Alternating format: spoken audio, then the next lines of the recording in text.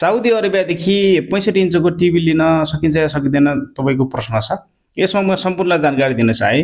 कुनै पनि कन्ट्री तपाईँ नेपालदेखि वैदेशिक रोजगारीको लागि श्रम स्वीकृति लिएर जानुभएको छ र तपाईँ सामाजिक सुरक्षाको कोषमा जोडिनु भएको छ, 12 महिनाभन्दा माथि भइसक्यो विदेशमा हुनुहुन्छ भने तपाईँ आउँदा कुनै पनि आकार या प्रकारको टिभी लिएर आउँदा कुनै पनि भन्सार लाग्दैन, फ्रीमा लिएर आउन सक्नुहुन्छ।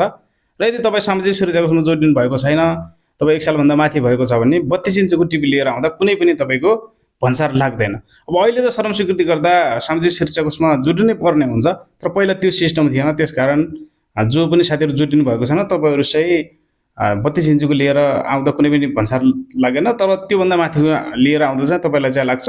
तर सामाजिक सुरक्षा कोषमा जोडिएका जति पनि साथीहरू हुनुहुन्छ तपाईँको 12 महिना क्रस भइसकेको छ भने कुनै पनि आकार या प्रकारको टिभी लिएर आउँदा भन्सार लाग्दैन। तर तपाईँले टिकट काट्दै गर्दा त्यो एयरलाइन्सले त्यो अलाउ गर्छ कि गर्दैन त्यो चाहिँ बुझ्नु होला। नेपालमा चाहिँ कुनै पनि रोकआउट हुँदैन है त।